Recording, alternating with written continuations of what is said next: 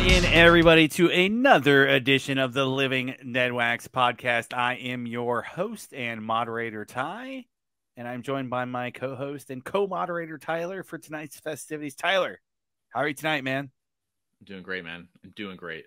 This is going to be another wonderful Wednesday with you, brother. Yeah. So here we go. Doing a little time capsule tonight. We are. I chose tonight's topic. We alternate weeks. Usually we end the episode with choosing the topic, and I just completely forgot after last week when we were recording. After we were done recording, I'm like, oh, shit, we didn't choose the topic. So we chose it off air, and not kayfabing you. This is the real topic that we chose, and we are covering 2003. So our 5 favorite-ish records from 20 years ago, man. It's right. 2003 is 1 year away from legally drinking. Yep, that is very true. That is very true. I didn't think about it like that, but yes. It's also weird because these records, like, I remember them coming out.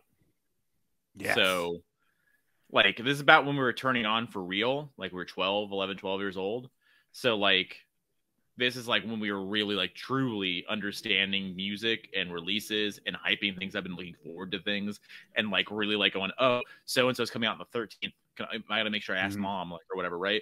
Like, it's kind of insane that we have those memories now from this, and it's 20 years ago. 20 years ago. So obviously this is going to make us feel extremely old. But before we get into it, guys, give us a like, subscribe, comment down below. What are your favorite albums from the year of our Lord 2003? So, first of all, before we get into actually discussing our choices, I just wanted to do like a little rundown of things and kind of set the mood of 2003. Tyler and I can kind of reminisce here. Wait, and did we meet in 2003? I mean, we kind of 7th grade, I guess, but we knew each other more in 8th grade. But yeah, I guess true. What's 7th grade? I get probably. I at least knew you. You might not have known me, but I at least knew you because I just knew. We've talked this before. I just knew you because you and your buddy Dalton. Shout out Dalton. Definitely is a big fan of the podcast. I'm watching this right now. But I just remember you and Dalton would run around the tables a lot. And Dalton was dating a girl that was popular in 7th grade. And I just remember, like, who's that? And, like, whatever, that's Dalton and his stupid friend Ty or whatever. That was, like, the conversation. Wow. But it was honestly, like, it was just because you guys literally ran around the tables a lot. Like you and Dalton were just, like, doing laps with, like, Shay and stuff or whatever. Like, you guys. I don't think we did that. Because you've known me. You've known me for what, almost 20 years now, and I'm not a big runner. So I think 12-year-old Ty might be a little bit of a runner. I don't know. I didn't. I'm going to disagree because we had 8th grade together, and we had 8th grade gym together, and running laps. And we both. Good old Jared out there. I knew you were going to say his name. So, oh my God. Yeah, we get shamed. We would get shamed every Friday because there were kids in our class that were just gazelles and could run without any issue whatsoever. They'd run the mile in, like, record time. And Ty and I were both not trying to run. Okay, we were both not trying to run, but our gym teacher would always shame us the fact that we were in the same class as kids that were doing crazy athletic shit. I don't know what to tell you, man. We're ball players, okay? We're not athletes. We're baseball players, okay? You know, we're not athletes here. You know, we got baseball like, bodies. We're like pitchers, okay? So, yeah, exactly. We're like first baseman. Yeah, David Wells. Yeah, we're more of a Wells body. But yeah, we probably basically met in 2003 or right around there. So this would be even extra fun. I wasn't even thinking like that. So let's get it going here. Let's set the mood here. A little bit of world events to set the tone. So war in Iraq starts 2003. That worked out. Start with fun. Start with fun. You know, war in Iraq. There we go. Start with the good shit. Nothing ever went wrong there. Everything worked out perfect. We're all happy. We're happy. They're happy. Yeah, end of story. There we go. Yeah, that's all it was. Just war in Iraq, period. Exactly. I know you're going to remember this. We talked about this the space shuttle Columbia. That's 2003, man. February. That 1st. was just crazy. The fun thing for you. It's literally today. It's 20th anniversary today. Just realized that. Correct. So the Remembrance Day for space exploration was like 3 days ago, and because NASA posted about it on Instagram, and I was like, I remember that very vividly. I watched that happen, or I watched the video that everyone else saw. I watched it that morning, in my mom's room, in her bedroom. She, for some reason, had woken up early and grabbed me because I'm a big space nut, I'm a big space geek. So she grabbed me and she was like, "Tyler, get in here." And I was like, "What?" And I went in there, looked through her TV, and it was just the the same thing. Everybody else, all the same video of the burning in the air, in the atmosphere, or whatever. So fun. Yeah, I remember that same way too. I remember just being so shocked by it. Obviously, also around that time, George Bush declared the end of the invasion. So that's the famous mission accomplished sign and shit, which is just hilarious. And it's amazing to live through that in hindsight, bro. Like, that's American history. I mean, it's bad American. It's hilarious. It's bad, but it's funny. That we went through that. So no, absolutely. And I was a dumb fuck, and obviously we're 12, right? So I saw that and I was like, all right, cool. Like, I was like, oh, we're done. Yeah. Like, we're done. And and then he, like, because he caveated, he was like, major military action. We're ceasing all major military action in the region of Iraq. And we're like, okay, cool. So that means like winding down, coming home, right? That's what's happening. No, that never happened until fucking last year, and it was awesome. So it all worked out great, and then it did. Well, and that was all. 21 I don't even really know what Iraq's like, because that was Afghanistan. The withdrawal. Oh, you're right. Last year's Afghanistan. Oh, so, like, we're still hanging out there. I mean, so great, hanging out forever. Anyway, right. Well, I went through the last whatever it was 6 months thing. It was my brain was like Iraq. I thought we were out, so it was Afghanistan. Yeah, all right, fair. All right. Yeah, I don't. So, obviously, I think there's less of a presence there. But Afghanistan was the withdrawal from last year or whatever. All right. July 1st, Tesla was founded. All right. Very pre-Elon. 20 years ago. Yeah. August 1st, MySpace is launched, which is obviously very big in the world of music. Absolutely. Some of these bands were MySpace bands. Were you on there right away? No. I didn't get a MySpace until yeah, you joined very late.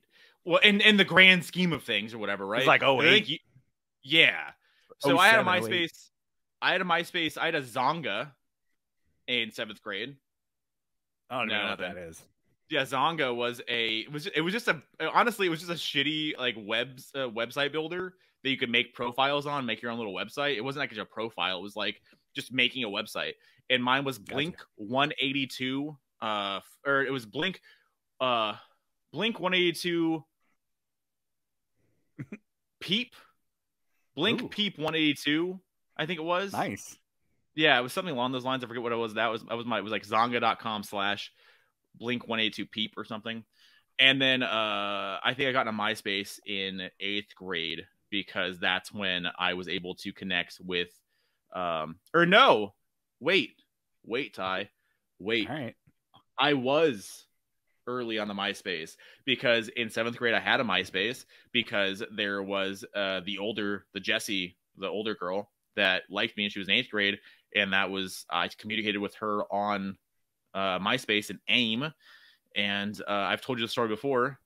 This girl asked me. I knew that she liked me. I was very scared of girls at the time. And not to say I'm not now, but back then I was really scared. And so she asked me if I've told you the story before. I don't know why I'm telling this now, but she asked me, like, if a girl liked you, how would you want her to tell you? Like, how, what? And I knew she was asking me because she wanted to know how she's going to tell me how she's going to like, right? And I was like, she should just, I don't know why I said this, Ty. I don't know why, because I still, to this day, is the scariest thing I ever said in my life. I said, I would like her just to come up to me and kiss me and tell me. That's what I said. Yeah. Oh yeah. I was playing. I was bluffing, obviously. And then she went ahead after school one day when I was in 7th grade. And again, she was in 8th grade. She was a little punker girl and, you know, rock girl, had all the black makeup on and gothy and all that stuff. Right.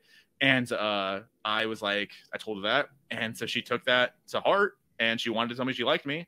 So then after class in that last hallway of middle school, if you remember, like where all the like English teachers were, like Miss Becker's class and stuff like that, if you remember that hallway in your head. Mm-hmm. So walking out of there, you're walking towards the cafeteria. So I walk out of that hallway and she's waiting for me at the end on the outside of the hallway. She's waiting for me and she goes up to me to kiss me and I immediately push her away. And then she gets embarrassed. All of her friends are around and all of my friends are around, right? So I push her away. I go, oh my god! And then she literally runs. She beelines for the bus or whatever she did, and I crushed her. And then I had to negotiate my way back into like having her like me again because she did not. So anyway, so if you could mulligan it, you just let her do it, right? As a 21-year-old or 21-year-old, a 31-year-old man, 21. Or 21 actually. No, like if you were back then, if you had a time machine, you could go back then. You would just redo it and let her do it, right? I probably would still push her away. I probably would, but I think I was very scared of dating a weird girl. That's what I was really afraid of. I was really afraid of dating like because goth girls were new. I had not known a goth girl prior to middle school. They wouldn't exist in elementary school. Goth girls are middle school girls and high school girls, right? So I was afraid of dating a goth girl. I liked her. She was cute. I was into it. And I was afraid of what my friends would think because dating a goth girl thought would be scary. And you know, whatever. And yes, I would have let her do it now. And I probably would have been the coolest kid in school. And I would have, you know, been awesome in 7th and 8th grade. Because you knew me, I wasn't. So like, I probably would have been awesome then. I don't know. We'll see. I didn't get awesome until way later in life. I got on MySpace way late, like 2007, 2008. But there you go. There's my MySpace story. Tyler was there at the start. Does MySpace.com even work still? I don't know. Oh, it definitely still works. Yeah, it definitely still works. Okay. It still works, and my profile still exists on there as well. It's just a lot of it's broken. A lot of profiles are broken, so my profile is mostly broken, but it still exists. October 1st, 4chan is launched, which I don't think 4chan exists anymore. I think that was the one that got banned. I think 8chan is the one that exists now. I don't know. Isn't that even worse than what 4chan was? I think so. Yeah. I mean, it gets banned and it just gets worse. Obviously, 4chan might be up. I don't know. So, but remind me to tell you a 4chan story when we get off of this. I'll tell you a really weird, creepy 4chan story. So remind me of that when we get on with this. Okay. Yeah. I will try to remember that. A personal 4chan story. December 13th. So basically at the end of the year, Saddam Hussein is captured. So we won. In the spider hole. Yeah. The picture. Remember that picture? Yeah. Like current events. So it kind of puts you back in the mindset. All the fun stuff. We had some famous births related to music here. I picked out Olivia Rodrigo was born. All right. 2003. So there you go. Good and then her. everybody's favorite climate activist, Greta Thunberg. All right. 20 years old. I would have never guessed. Just insane. Oh my God. Had some deaths. Maurice Gibb from the Bee Gees died January 12th. Okay. Yep. Excuse me. Kurt Hennig, Mr. Perfect, February 10th. Yep. May 1st, Miss Elizabeth, former wrestling ballet. Oh God. Yeah. June Carter Cash. I didn't take May 15th actually. I thought I didn't take. So May 15th, June passed away. Charles Bronson, August 30th. All right. Warren Zevon, so music related, September 7th. September 11th, Tyler and I talk about this regularly. John Ritter passed away. And then September 12th, Johnny Cash got stepped on. Well, he got stepped on twice because he died on September 11th, which is rough. So, especially 2 years post 9/11. Yep. Oh yeah. And then September 12th. I mean, one of the biggest singers, songwriters, country music stars of all time, Johnny Cash, passed away. September 26th. Robert. No, go ahead. I was gonna say I remember because I want to say because the only way this kind of makes sense. I want to say it was like maybe a Sunday Monday situation because I remember watching the news, the morning news, like local morning news that morning, and so when I watched it, I remember like they came on and they were like, John Ritter, we've gotten word that John Ritter's passed away from a heart attack, this and that, whatever, right? And there was like literally, Ty, maybe like 7 minutes of like they showing the Three's Company and this and that and like Problem Child and whatever this and that and the pictures and little clips and stuff.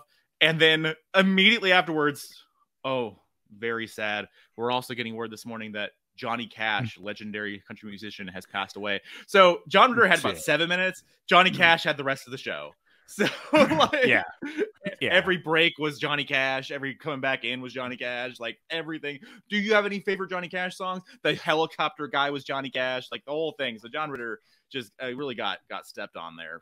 So it kind of sucks. Yeah. It's a rough time. Yeah, dying and obviously Johnny Cash dying right after you. It's rough.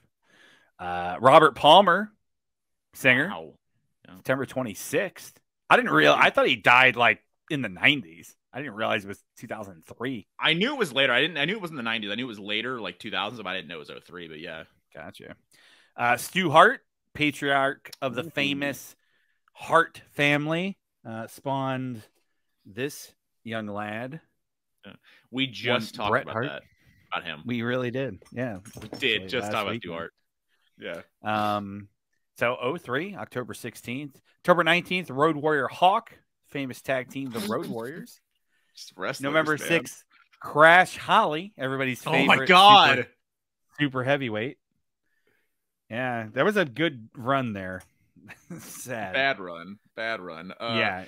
I was definitely watching wrestling every single week and every episode of wrestling still at this point, like Raw, SmackDown, Heat, Velocity, Jacked, all that. I was doing everything I could. So it's just really insane. Yeah, whatever. I was really insane just to think that every, once a month or so, there's a new 10-bell salute or whatever for somebody that passed away. That's crazy. That's 5 major, and that's just the people listed on Wiki. So I just listed 5 in the year. And then last, but certainly not least, Warren Spahn, November 24th, passed away. I didn't even realize he lived that long. Dear Lord. I mean, he had been in his 90s, right? Yeah, I didn't look at the date, but yeah, he was definitely an old man. Little sports action. So Super Bowl 37. Can you guess, Tyler? Super Bowl, that's Pats, right? Nope. Oh, Tampa Bay Buccaneers beat the Oakland Raiders. Yep. Led by a great defense featuring Warren Sapp, among others. Yep. John Gruden beat his former team. So that's kind of a cool thing. And then he went back, and then he left. Then he got fired. I watched that Super Bowl. I watched that Super Bowl in Vince Yacco's living room with him, and I remember because he was for some reason, he's a big Bucks fan, and he had a Sapp jersey and stuff. And I remember a story for you. Just this story is a bit stuck in my head for so many years. Vince farts on the couch. And he goes, everyone loves to smell their own brand. That's good. That's a pretty good one. I thought about that. That's Austin Powers, isn't it? I literally have no idea. Isn't that Fat Bastard? Ooh, pretty sure it's a Fat Bastard line. Okay, yeah. I just remember being disgusted. Fact checkers. I was like, God damn it, fact check us down below. Yeah, please. All right, so yeah, there's that memory of me during that Super Bowl. So anyway, keep going. I saw that at a church. One of the few church experiences in my life. I was at a church event with my grandmother. They had a Super Bowl party, and it was like in a parking lot. And then I remember, like, even then I didn't really want to socialize with people. So my grandma was like, "Hey, let's go talk to people." And I'm like, "Nah, I just want to watch the game. Just here to watch football." What are we talking about? What? It was just you solo with grandma? No Colin or Josh? Oh. Yeah, no. Yeah, it was really, really rando. Yeah. Okay. Interesting. I don't know. Yeah. Shout out, Grandma. Shout outs. Yeah. R.I.P. Yeah. She's doing good stuff back then for sure. Taking you to church and trying to get you exposed to the Lord. So, doing the literal Lord's work. So, Very true. You couldn't. Can you that. guess NBA Finals? That was Spurs and Lakers. Spurs and Nets. Spurs and Nets. Spurs won. Shit. Yeah, that was when the Nets went back to back. There you go. Close enough. Yeah, Spurs won. Baseball's easy. Yeah, can you do baseball? Yeah, well, Nets went back to back. They went to the finals twice and lost both times. That's what I meant. But baseball, Yankees, Marlins. Yeah, Marlins upset the Yankees 4-2. Yeah. So that's crazy. Mickey took Clemens deep. Yeah, very true. That's a crazy moment. A little bit of music stuff, and then we can get going here. Apple iTunes launched 2003. So obviously that changed the game. I never really bought anything. I don't think I ever bought anything on iTunes. Did you ever buy anything on iTunes, Tyler? Never once. I never purchased a goddamn thing on iTunes. I obviously just dealt with it with my iPod. But purchasing, no, Mom would never give me her card. Gotcha. That was never going to happen. No. That was not going to happen. Yeah, obviously I used it a lot to rip CDs and rip use Grace Note. Ripped highly legal files to iTunes. But I never really bought anything on there. But it's crazy. It launched 20 years ago. Changed the game. You were the first person that I ever knew that would torrent entire discographies. Oh, yeah. You were the first person I ever knew that did that. I always because I downloaded just records and stuff. That's all I downloaded. I didn't download discographies because a lot of my stuff I downloaded a lot from school, and I also downloaded a lot from I couldn't torrent, so I had to download files. So I would download just the records and stuff, right? And then I would download my ex's house and stuff like that, like over there. So I didn't have ready access to a computer like that. So so there, shouts out to you early showing me how to torrent discographies. Keep going. A little bit of music news here, and then we'll kind of wrap this up with the top 10 of the top Hot 100 songs of 03, and then we'll get into our records. So I don't think any of them are going to be on there. Yeah, you'd actually be surprised. January 13th, Pete Townsend had a little brush with the law. Little CP was later acquitted, and then they just said don't do it again. Yep, which I find fucking hilarious. So do you want to do you know the story behind that? Yeah, he was researching for his book or whatever, and he decided and he put in his card to see I think the story was just to see what it would do, or to try to trace where it's gonna go. That was his story with it, and yeah. We need to look into old Pete. we need to go back. All right, there's statute of limitations on that. I don't know. January 31st, the famous Johnny Cash video for "Hurt" was released. I remember when that video dropped. It was obviously ginormous. Yeah, we've talked about that before, and best video of all time. Yeah. Robert Trujillo joined Metallica February 24th. So there you go. $1 million. 20 years. 20 years in the band, baby. He's basically the bassist. The bassist of Metallica at this point. Yeah. Nora Jones basically swept the Grammys. Yep. Crazy. Love it. Let's see here. Meteora released. Debuts at #1. So might be talking about that one later.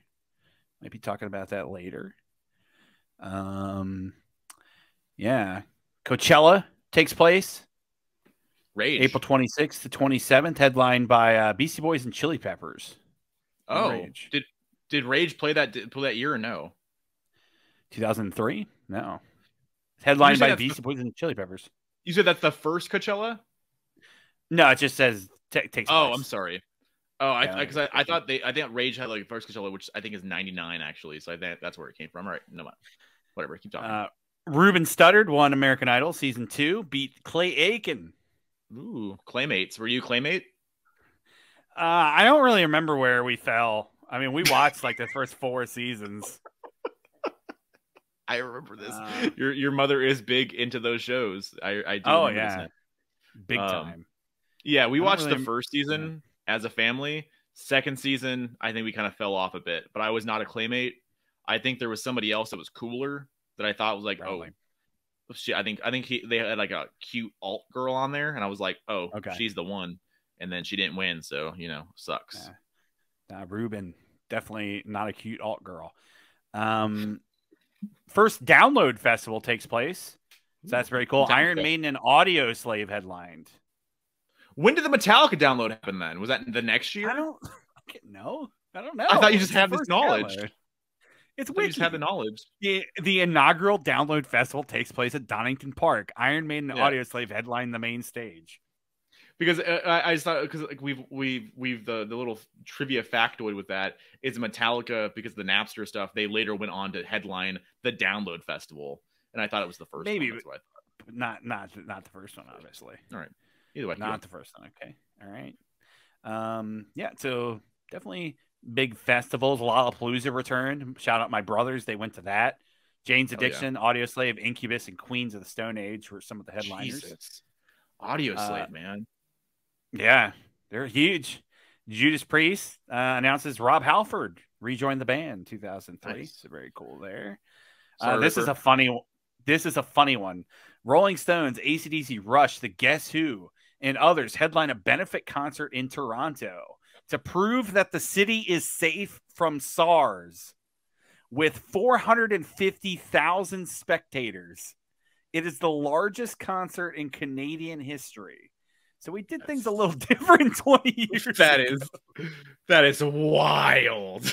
That is wild. Wow. Interesting. Crazy.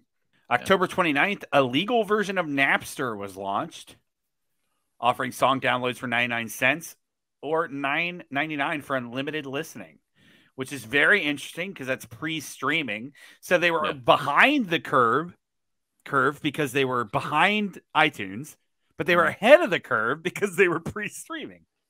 I think if you remember, because I remember this, because Napster came pre-installed on like HP computers or whatever at some point, and because Real Player, I believe, bought Napster, and I remember, like, I didn't, because obviously when Napster was a thing, we were so young, and I did not have a computer like that, right? So like, I just knew ancillarily what it was, whatever, right? And I just remember it blew my mind. You can download music. How do you get music on the internet? What does that mean? Like, how do you get things on the internet? And so like, that was literally like, I couldn't wrap my brain around it, right? But like, I remember when we got an HP computer at a certain point and it had Napster pre-installed on there, I was like, yo, I can just download stuff now. And I was, whatever.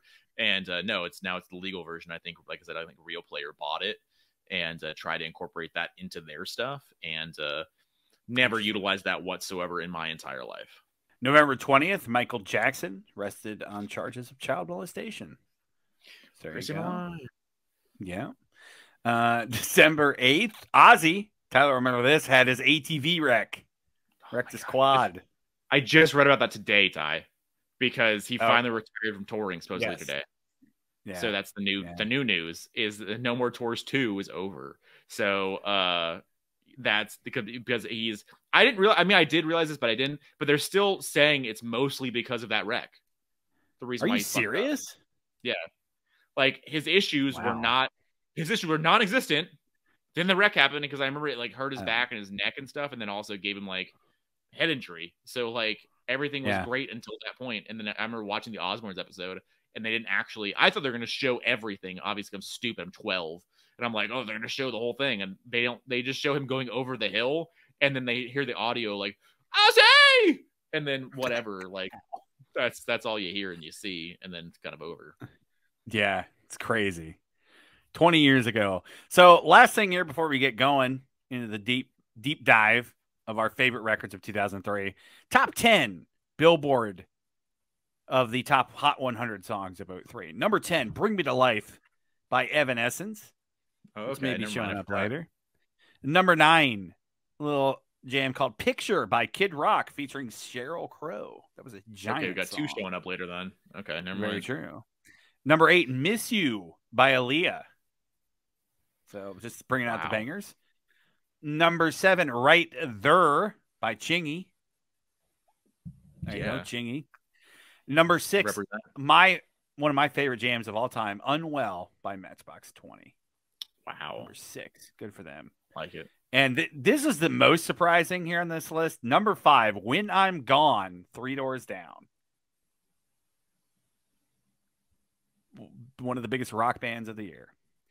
Number 4, Crazy in Love, Beyonce. Give me a little bit of that When I'm Gone. I don't remember it, bro. When I'm gone. When I'm gone. Is that, I don't know if I did it right. I don't know. I don't know. All right, keep going. Number 3, Get Busy by Sean Paul. There you go. Number 2, Ignition by R. Kelly. And number 1, Deleted. Can you guess it? Number 1 song of 03? Yep. Is it Hurt? No. Oh. Not even close. Is it Linkin Park? No. All right. Give me one more. 03. Give me a genre. Hip hop. Oh. Is it Yeah? No. Okay. In the Club? In the Club. 50 Cent. There you go. 9 times the charm, brother. Alrighty, so we're going to do our top 5 and then maybe some honorables of our favorite records of the year 2003. That was fun. Thanks for indulging us there, going down memory lane. Set the mood here. Crack open that time capsule. So let's dig into the shit we actually liked or liked in hindsight. Didn't necessarily have to be listening to this in 03. It just had to come out in 03. So Tyler, let's alternate back and forth. Let's kick it off with your first pick of the evening. Okay, are we doing honorables or doing reels? Let's do real ones. We'll do honorables at the end. Okay. All right. So I have a couple here. And a lot of these I've already talked about. So what I'm going to do is I'm going to flip it. I'm going to do I love these records I'm going to talk about, so whatever. But they're not my true top 5, but I've talked about most of my top 5. So I'm just going to talk about everything I haven't talked about, and then my last ones, my honorables, will be the whatever. Doesn't matter. Anyway. So one that I've never talked about before came out in 03. The Used, the first Used record, the self-titled. So this is a crazy, crazy big influential record in my life. So this obviously Ty will know the Used very well because Burt McCracken dated Kelly Osbourne, was on the Osbournes. So that's Ty's. That's most of Ty's reference point here, by the way, for the Used. But pretty much. Do you have anything else for the Used at all? Nothing else in the No. Okay. All right. Nothing at all. All right. So the Used, they had, this is on white and red marble. Nice. Super sick. This is a 2016 press. I think it's like at a 500 over. This was stupid expensive for so long, and they finally started cranking out the represses for it. So I'm happy that finally happened. So I remember this record because said goth girl that from 7th grade, she had a friend that I met through her named Stephanie, and Stephanie and I traded CDs, and I remembered something that actually correlates with another release from this year that she gave me. So basically what happened here is that I traded her a copy of another record for these burned CDs. So she gave me the Used. She gave me, I think, Senses Fails first EP, I want to say. And she gave me a couple others, but I traded these for each other, which is super interesting. So there's that. Actually, hold on, brother. Hold on. I'm gonna leave it in here, so I don't give a shit. But this is 2002, so I got it in 2003. So I'm gonna still keep it. I'm going with it. I'm keeping it. So whatever. I'm keeping it. I already messed this whole thing. I'm sorry, guys. But most of the singles came out in 03, so whatever. Tyler also thought we were doing 1993 before we started recording. So kayfabe, brother. Kayfabe. It's 02. Is it like the end of 02? Oh no, it's June. But two of the 3 singles came out in 03 though, so whatever. I'll allow it. All right. Yeah, it was probably bigger in 03. We'll just put it that way. Absolutely was. So anyway, Made Memories, Taste of Ink. I remember I was an edgy, sad boy. I remember I put the lyrics to Poetic Tragedy, which is a song on this record. I put those in my AIM buddy profile. And I also put those as away messages. And I also put those later on MySpace, which we previously talked about, because I loved the lyrics to that song because it's all about being a sad boy that's misunderstood by the world and, you know, abused by, and I wasn't abused, but I was just like, you know, I was like, no one understands me, you know, this and that, right? So I posted those lyrics a lot on my social medias at the time. And then the big song out of this is A Box Full of Sharp Objects.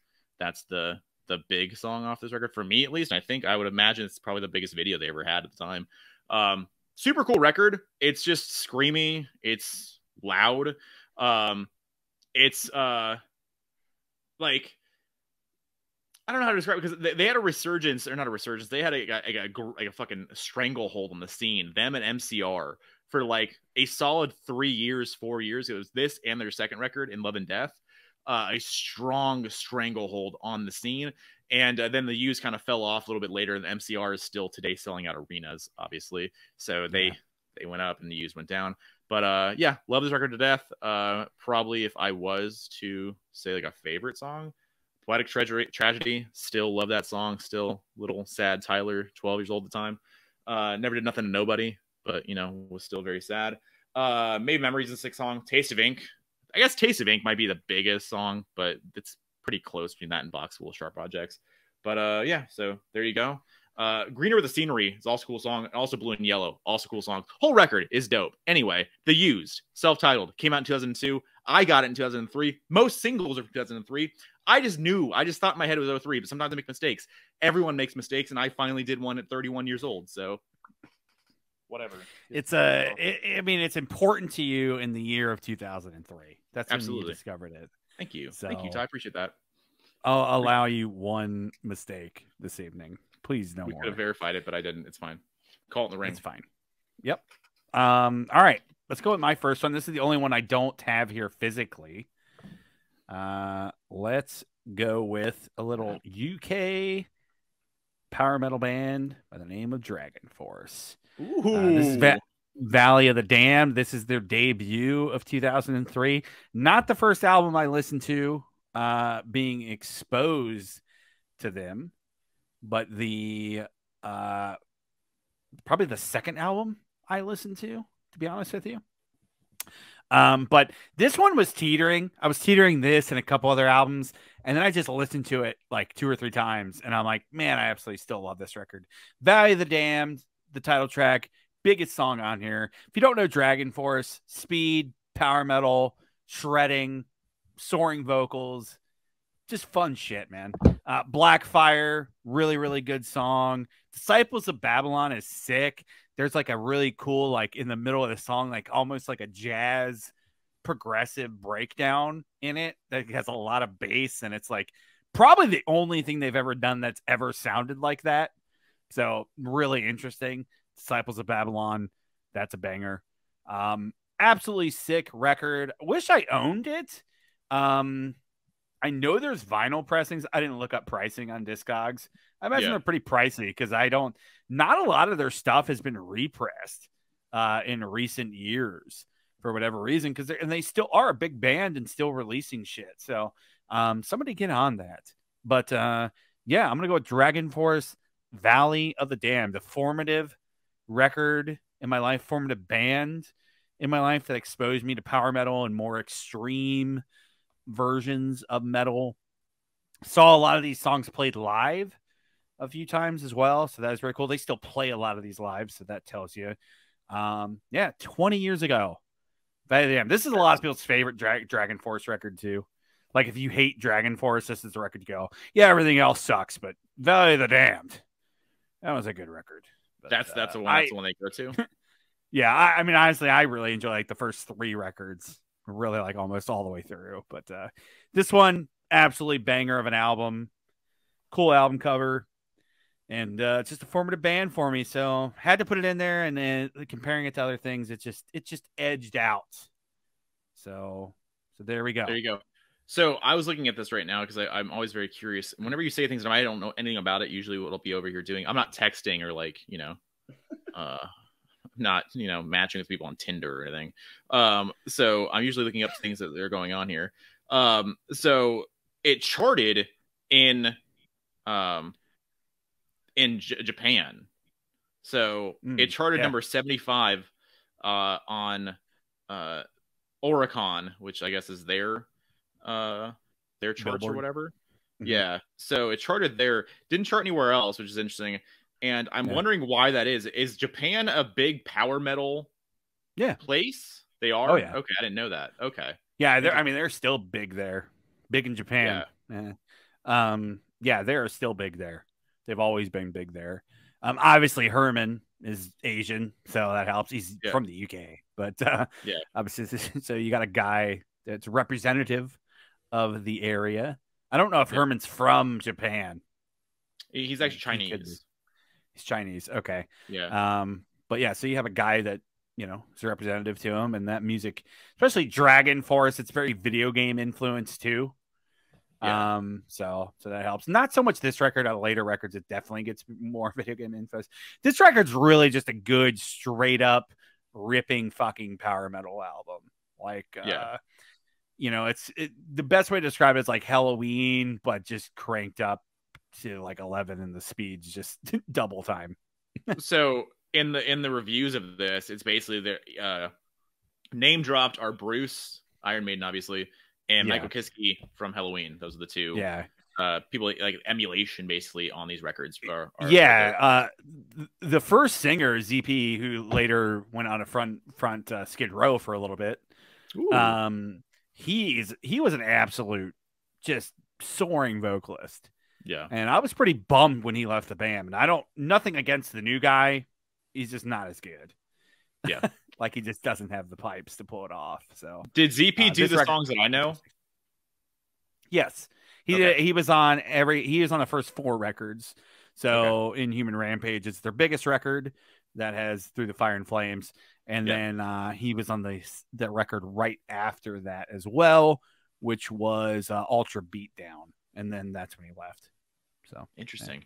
Yeah, I would imagine it's pretty hard because his vocals are gnarly, are super crazy. So I would imagine pretty big shoes to fill there when you're any power metal or anybody that is a ripper. It's a ripper of a vocalist. Like that's super intimidating and hard to step into those shoes and even try to not match it, obviously, I guess, but even like to be in the same conversation as those folks. That has to be 100%. One of the scariest things. Like, I know everybody's confident, everybody has an ego about them, they're musicians, this and that and everything, but I cannot possibly think of a more scary situation than replacing somebody like that in a band like Bruce. Like, replacing Bruce, like when he left, like that's gotta be the scariest thing that somebody would walk into, But even here, it's still the same deal. That's just insane. 100%. All right, what you got? What's your next one? All right, so again, we're doing things that I've not talked about, so whatever. Another one that I have here that would make my top 5. This is a real top 5er if I was making it, but also it's just I've never talked about it before. Okay. Thursday, War All the Time. So Thursday are a post-hardcore. I don't even know what's called screamo. I don't know, but it's a post-hardcore band from New Jersey, New Brunswick, and this is their second record. First record, actually, I guess it's technically the third because they full collapse, and they also have Waiting before that. So this is the third record. Waiting's more like an old EP. I don't know, whatever. Anyway, so War All the Time. This is when I actually found the band and got turned on to them because they have a song, War All the Time. The song was actually kind of big on MTV, and we did not have MTV2. You guys always had MTV, or maybe always, but when you guys had cable, you guys always had MTV2. It sounds like. We never had MTV2 on any cable package we ever had, or satellite. Never came into play. We never had cable. We had satellite. So okay, satellite. Yeah. So we never had any I don't know DirecTV because we only had DirecTV growing up and Cox or whatever, and then Quest. We had Dish first, and then we had DirecTV. So I always had it. Anytime we had access to that, I just had MTV2 and MTV and Fuse. Interesting. Okay. Well, a throwback to what we just talked about. So anyway, the song War All the Time got big with the video, and then it got banned on MTV because the video shows obviously not real, but it shows overhead video and crosshairs and bombings of New Jersey. And so obviously we're bombing Iraq at the time. And so it got taken off MTV and got banned or whatever, right? And they had to make a new video that's I think this is a performance video, I think it was. But yeah, so anyway, I actually had the opportunity to see this played front to back, I guess almost 8 years ago now, 2013, right? And I didn't go, and I'm still super bummed about that because I fucking desperately would love to see them do. They did this and they did Full Collapse, which is the record before this. They did the front to back, and both those records are just bangers. And you know, so on this record, War All the Time, Tomorrow I'll Be You. So fun story for Ty. If you recall, my man crush boyfriend, Zach, from freshman year. I remember, not real boyfriend, just for the record, but you know, I had a massive man crush on this boy, and because he was the coolest dude. So anyway, so he was a big Thursday fan, and I liked Thursday enough, but he showed me Tomorrow I'll Be You, and that's one of his. That was his like Thursday song, whatever. He's like, "How do you feel about that song?" And I was like, "I don't really know it off the top of my head, like whatever." And he's like, "Wow. All right." And I wasn't cool anymore. And then I ran home after school, right off the bus, and I went and I listened to the iTunes, the download over again, and I was like, "Oh shit, it is a cool song." So Tomorrow I'll Be You is Zach, forget his last name, that guy. That's his favorite song, and so whatever. So that became one of my favorite songs. Sleep in the Chapel. This song brought to you by a falling bomb. Signals Over the Air. That song is super gnarly because there's a snare drum hit that opens that song, and it's so fucking crazy and loud that when I had my earbuds in with my iPod, I would blink every time it would hit because it's just the the snare, and I would just blink every fucking time. It's impossible for me not to do that. But yeah. So anyway, so Division Street's another good song on this record. So the whole thing. So just real quick, this record, this pressing is routinely like 150 or so, like just stupid money, because they later repressed it, and I did not pull it, but they repressed it with a new cover, and it looks completely different. It's a Hot Topic repress. So anyway, I found this on Zia for like $12 in 2007, let's say, because I was driving at the time, and I bought it and threw it in the car, and put in my back seat, and I was like, all right, whatever, right? And it was summer, right? So forgot all about it until like 4 days later, and this thing is rippled and warped.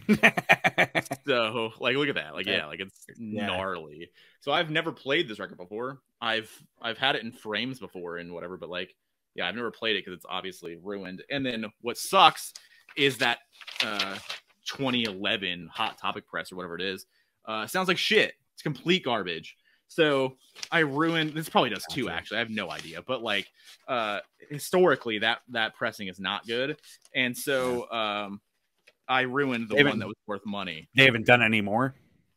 No, I don't think they've ever repressed it. It's off the top of my head. I could be lying to you, but I don't think they've ever repressed it after that. So I think that one's money too. So yeah, so this is the original cover, original press. This is different than the CD cover too. So this is the vinyl only cover. Oh, and, interesting. You know, yes, I ruined just a lot of cool shit. So whatever. Anyway, Thursday, War All the Time. There you go. I looked it up, and it actually did come out in 2003. So we're good there. It's a good job. I'm going to tell a quick story about that, and then we'll get to my pick. I remember you had did you have a couple Thursday shirts? Oh yeah. Got a few. Before I even knew they were a band, I just thought it was a clothing brand. Oh yeah, fair.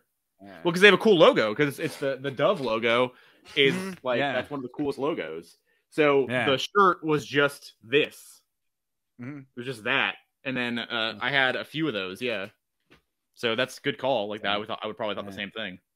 I honestly think you might have asked me that back in the day when we were in school. Probably. Like, is that just a clothing line or whatever? And I'm sure I was like, no, it's a band. Fucking stupid. Yeah.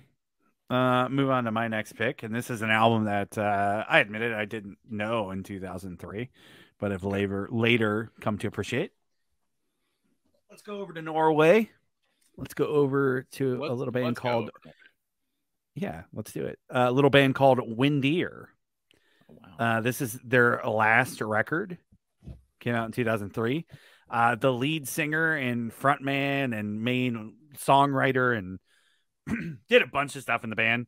He passed away in 2004 and very black metal. He died of hypothermia hiking to his family's cabin. Wow. So that's like the most black metal story ever. His stage name was Valfar. This record is Lickford. I don't know if I'm pronouncing that right. But it is very folky. It's atmospheric folk black metal. So they take a lot of Scandinavian folk music and instruments and incorporate it into that. And I love absolutely every one of their albums. And this album is a banger. I do absolutely appreciate that artwork too. That painting. Gorgeous. Very cool. These represses came out. They did all their records like last year. That's cool. I want to say last year or 2 years ago. I can't remember, but nice gatefold. Good Lord. That's like watching across the Potomac almost. Yeah. This is a real painting by a Norwegian artist. I can't remember his name. Yeah. And then you got inners with the paint, more of the painting and lyrics and stuff. Just black vinyl. But definitely a good record, like if you're trying to, or a good band in general, if you're trying to get into black metal, because it is harsh, but it leans on more of that folk stuff. So acoustic guitars and stuff like that, stringed instruments, and it can kind of builds that atmosphere. So it kind of it's less intense than like just listening to like the first 3 Dark Throne records or 4 Dark Throne, whatever, you know what I mean? So yeah, that's super crazy. So yeah, that's a beautiful. I hate like when we did the album artwork, especially. You always had the best because like they have super fucking cool culture shit over there in the Scandinavia countries, Correctamundo. They just cool, like just paintings so that they all kind of adopt a lot of that into their artwork, which is super cool. I love it. So I don't know anything about this band, so I'm just looking this up now. So they did a final concert with Windemir's remaining members, and Enslaved and Fintroll were among the guest bands that played as well. So obviously Enslaved, so another huge band in the scene. Yeah. But yeah, that's crazy. That's gnarly. I've never. Yeah, they're very entwined with Enslaved. Enslaved went more like Norse mythology with a lot of their stuff. Okay. That's more like pagan folk type of stuff. But is that very is that like the two very like similar? Is that the delineation? Like, is that a line that's a very popular line in the genre? Not really. No. Like if you're going to be a Norwegian Mac metal, you're mostly just singing about religion or writing about religion and Satan. Interesting. Fair. So, but yeah, there is a lot of Norse mythology in there too. But I would say Enslaved, probably one of the biggest bands still going that went that way. A lot of bands did that, the atmospheric folk stuff too. Enslaved did too, but Enslaved's a little heavier. But yeah, cool stuff. I think they got 4 albums. All 4 of them are great. Really cool stuff. Like I said, if you're want to like just like, what is this shit about? But you don't want to be blasted out and like completely ruin your experience, that might be a good jumping off point. So I read on the I just glanced at Wikipedia. So they said the early records are in Norwegian. Is that one in Norwegian as well, or English? I think there is some Norwegian stuff in there, but there is some English stuff in there too. I think that's like maybe the first one with English lyrics. Honestly, I mean, the vocals are so harsh anyway. Unless you're reading along with the lyrics, you're not going to know. You're not knowing what's being said anyway. There is some clean vocals on a lot of their records too. So that's another reason why they're a good kind of bridge band. But still, they're not like a prototypical bridge band. Like, they're still more of an underground band. Like, they only had 4 records, so they're a big band in the scene, but they're not like Mayhem or Enslaved or Immortal or those types of bands that everybody knows if you're into that stuff. Yeah. Do you think if he wouldn't have passed and died in the most metal way you can at the time, do you think they would have been more of a bigger scene band at a certain point? I could see them right around with Enslaved now, like still going, like if they still wanted to. Yeah. And still touring and releasing records. Yeah. Yeah. I truly do. That's cool. Yeah. If they wanted to, for sure. It's that good. So yeah. R.I.P. man. That sucks. Yeah. Gone a bit too soon. Definitely. All right. So from what you Norway, from Norway over to a little place called Seattle, Washington. I actually think it's just Seattle. I don't know. There might be Aberdeen in there too as well. I forget. Okay. Little band called Fall of Troy. Tacoma, maybe Tacoma. So this is the first Fall of Troy record. This was out in 2003. So I did not know about Fall of Troy in 2003. I did not find out about Fall of Troy until the next record, Doppelganger, which I think is 2005. I want to say it came out, the next record. And buddies from high school. I was, I think, a freshman or sophomore in high school at that point. And buddies from high school were posting about it that I thought were super cool. And so when cool kids post about cool stuff, I'm like, I'm going to go digest that. So then I found Doppelganger and downloaded that. And then I just went on, I don't know, other websites and downloaded the back catalog. So it's just the one record. And then they had a bunch of like EPs and stuff too, and demos and things. And it's like mathcore, math rock, hardcore, screamo, I don't know, whatever genres you want to do, but like mathcore is like the main one that always gets thrown around with Fall of Troy. This is a little bit I mean, they have mellower stuff on here too, but it's just a lot of fast shit. And Thomas Erik, the lead singer and guitarist, is just a straight insane guitarist.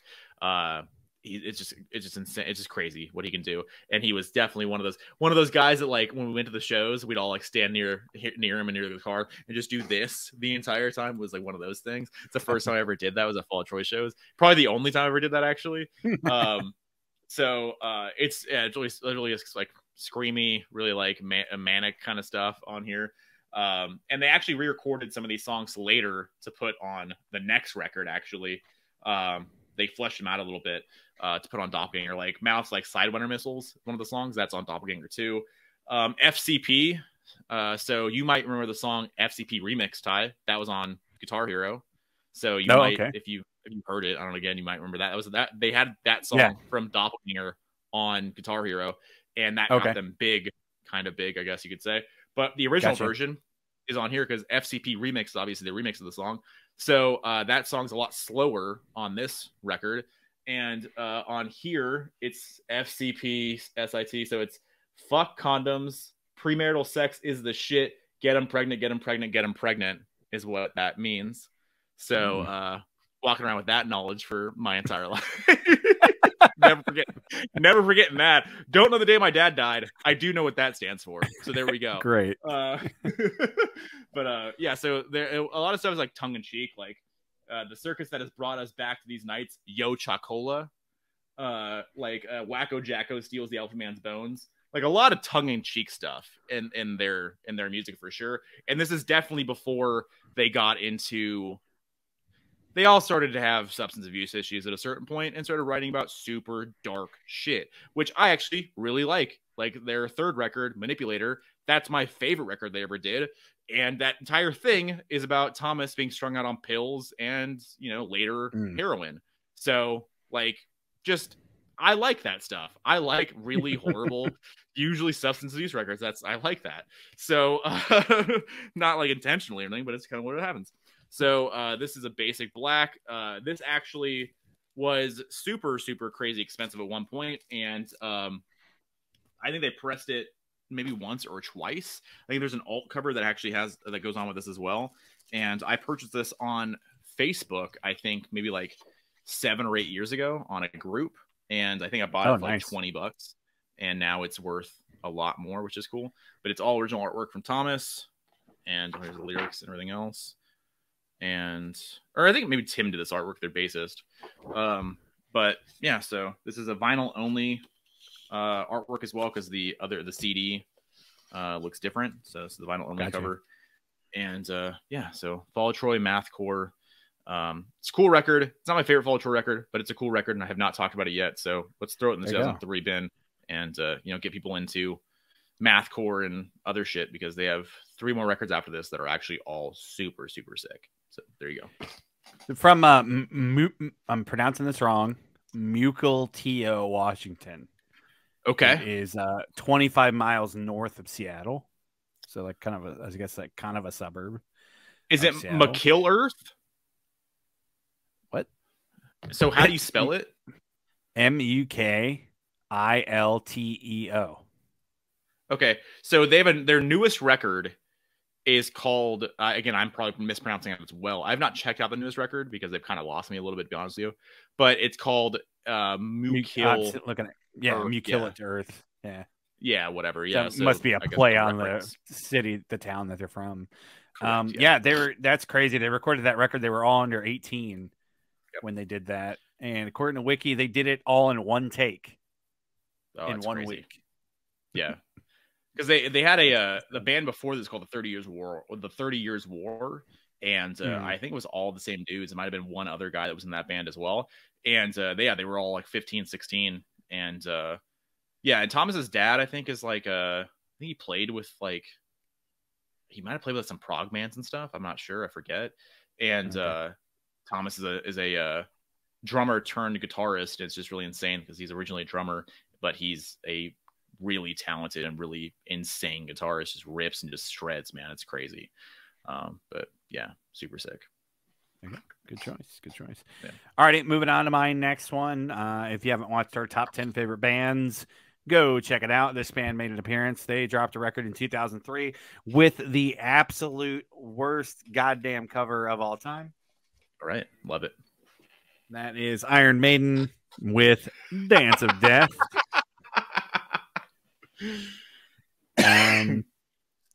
Yeah, I do like this record quite a bit. Honestly, I probably could have bumped this for something else, but I do have quite a bit of love for a lot of these songs. Rainmaker, really, really cool, just kind of radio rock Maiden hit. Like, as much as you're gonna get that's that type of song. Yeah. Dance of Death, the title track, is really cool. Passchendaele is a really cool song. World War One. About World War One. So really cool there. Absolutely dog shit album cover.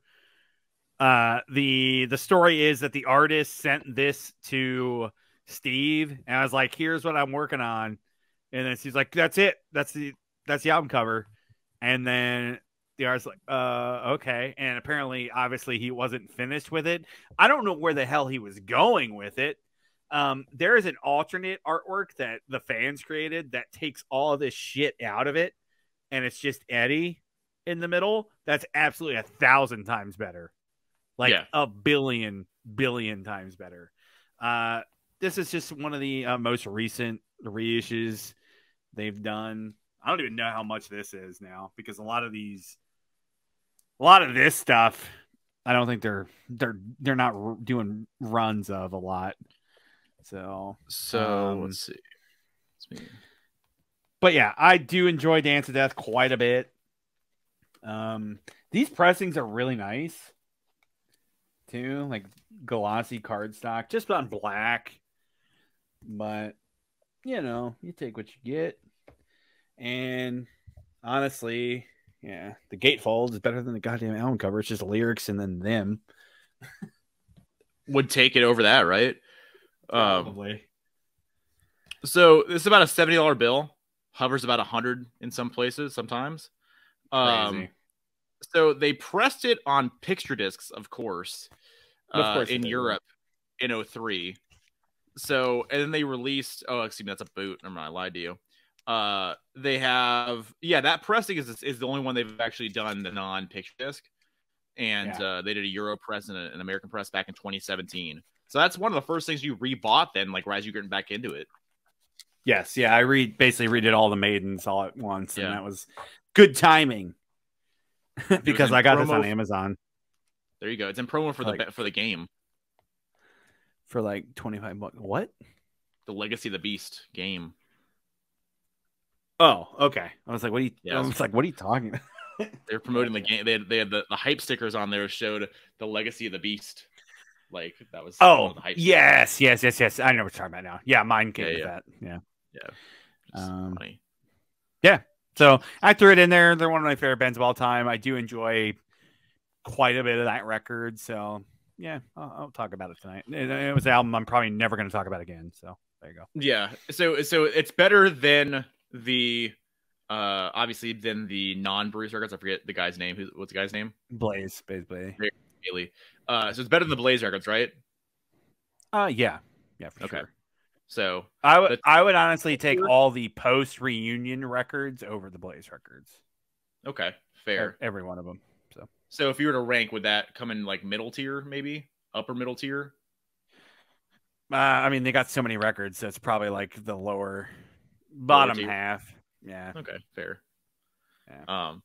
Yeah, I just know that those eras obviously are not the most celebrated in the Maiden, the new records. I mean, I absolutely love the record before that, Brave New World, the comeback record. I still listen to that record quite a bit, and then I love the record after that.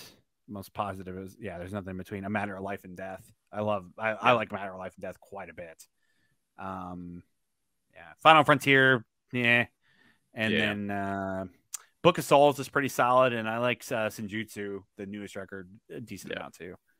That's so good. Yeah. So you didn't see them on that tour, obviously. So the first time we saw them was a few years later. Do they play a lot of those? They play any of those songs from that record at all, or no? Man, I'm honestly thinking I've heard off of this record.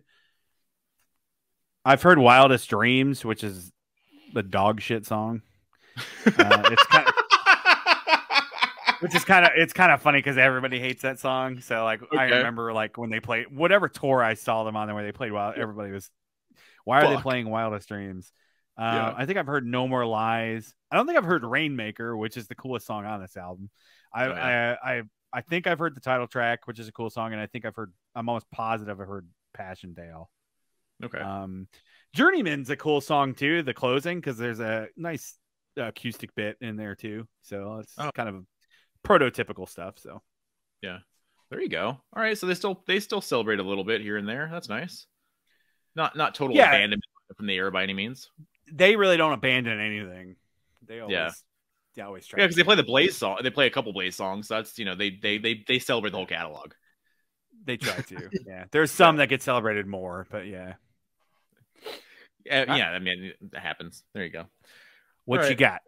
So next one I have here. All right. So again, I'm trying to not talk about the same ones. This is the last one I think that I haven't. No, I have one more. I'll talk about this one now. So I have Fall Out Boy, Take This to Your Grave. So I'm not the biggest Fall Out Boy fan. I like Fall Out Boy enough. I like the first 3 records, really 3.5 records. I was never super crazy into them like everybody else was, obviously, because Fall Out Boy, especially from Under the Cork Tree, the next record after this, that's all the songs are on that record. So that's when they got stupid massive famous. And then this one got like them a little bit of exposure. Like I was 12. I didn't know who Fall Out Boy was at the time. I didn't know until Cork Tree came out. Which is I think 05. Yeah, 05, because I saw them Warped Tour. So that's when I found out about them. So then I went back and watched the videos and whatever the hell else that came on Fuse and stuff. But this record is super cool. Like I like this record a lot. It's not my favorite Fall Out Boy record. I think Cork Tree is. Just I'm basic. I don't celebrate the whole catalog really, and I'm not super deep on it. But like I like a lot of this. Dead on Arrival, Grand Theft Autumn. That's probably a song that you know about. Like, Where's Your Boy Tonight? I hope he's a gentleman. Where is your boy tonight? I hope he's a gentleman. Okay. All right. Well, ringing any bells. All right. Well, if you want to go back and listen to that at any point in time, that song is a banger. All right. Saturday was a single. They made a video for it too. Saturday is a cool song. And then the Patron Saints of Liars and Fakes, sick. They did a lot of the. I mean, they were one of the first bands to like really celebrate it. I don't know if they're the first ones to do it, but they were the first ones to really exploit it. The really long sentence song titles. That was definitely an era that happened back then. And Fall Out Boy has continued to do that until this day, really. So yeah, tell that Mick he just made my list of things to do today, which I think is a Rushmore quote. Maybe. I don't know. Something. Oh, okay. And then sending postcards from a plane crash. Wish you were here. Chicago is so 2 years ago. The pros and cons of breathing. You know, reinventing the wheel to run myself over. You know, just the greatest stuff. So there's that. This record was really, really crazy expensive for the longest time because they only pressed it. I think initially they pressed it and they repressed it on this run. And there's like, I think 3 different variants from this run. And I got the random color mix. And at one point, this was pushing like $3.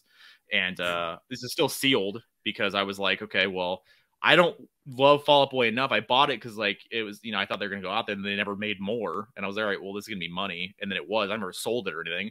But it's paid $20 for it in 2000 and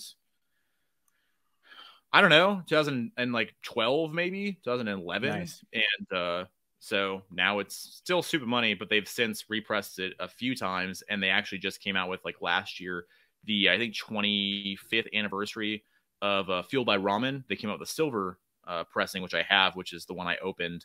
And so that's my playable copy. But yeah, so there you go. So this is the beginning of the Fall Out Boy takeover. The breakover was this. So there you go. So Fall Out Boy takes to your grave. It's a cool pop punk record. So if you're into pop punk, you've already heard this. And if not, check it out and find out where a lot of the bands of today came from. There you go. Yeah, I mean, goddamn, they were such a big band. Yeah, I mean they just got back together now, and they're about to sell out the pavilions again. So for a new record. So yeah, it's impressive. I later in their career, I absolutely goddamn hated that Uma Thurman song. Oh, the song is god awful. Is it the Munster song? Yes. Or Adam's Family? Adam's Family? One, I don't know. I forget which words. I think it's the Munsters. Okay. At the beginning, and then it's moves like Uma Thurman or whatever. It's bad. That's a bad song. Yeah, because it was everywhere. I remember. So on that same record, I think it's the same record. That's the Light It Up song. Like light it up, light it up. Oh yeah, that song. So the first time I heard that song, because that was the reunion record, the first reunion record, when they broke up or whatever, right? Because they broke up right after I saw them in 2009 or 10 with Blink, because they did the Blink reunion tour. They broke up immediately afterwards, and they didn't get back together until like 14, 15, I want to say maybe. And that was crazy. They got back together, and I heard that was the lead single, was the Light 'Em Up song. And I was like, that song is sick. I like that song a lot. And then everybody liked that song a lot. And then it was everywhere. And then they played it at every like sporting event too. Like that song's everywhere. So yeah, Fall Out Boy definitely, like they've mastered the pop rock, pop punk like anthem thing. They've mastered that. And then everybody plays that shit to death. And you get it, burned into your head, unfortunately, a lot of times. Yeah, 100%. Alrighty. Another band that made my top 10 favorite bands list, so check it out if you haven't already. Typo Negative, 2003, Life is Killing Me. Got my CD here. Hopefully this year, Run Out Groove, do the 20th. You've been doing them. Let's do the 20th. Let's get it going. Yeah. It's the last one I need. Life is Killing Me, really cool record. This is their last record with Roadrunner. And then they had one more after this. I enjoy it quite a bit. I Don't Want to Be Me. That's the biggest song. That's the kind of fast, punky song. Yeah.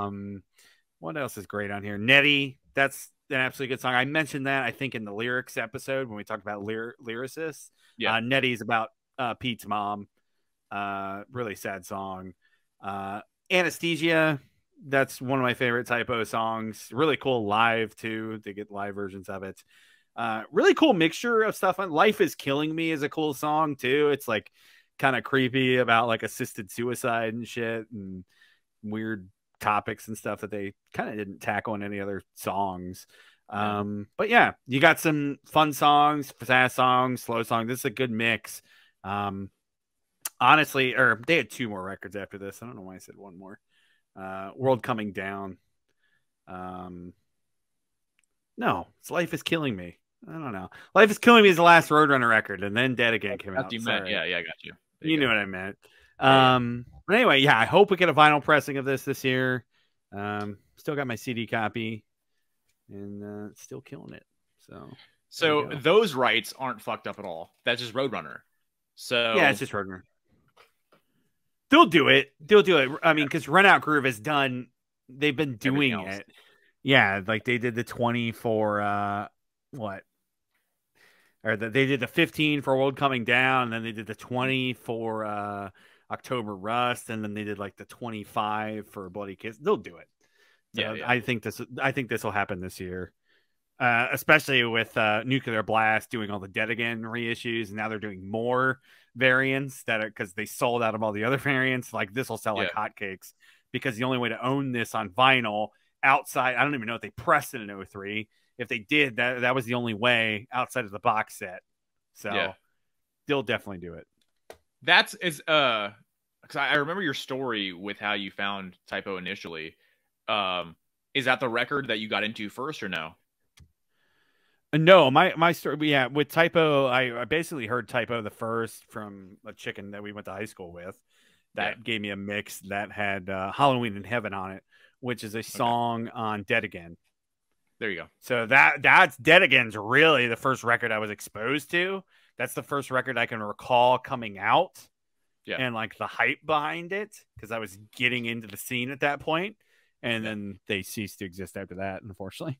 But so yeah, I went backwards and discovered all this stuff. But if I had to rank them, like this would probably be middle of the pack, but it's still a cool record and has a couple really, really classic Typo songs on here. So yeah.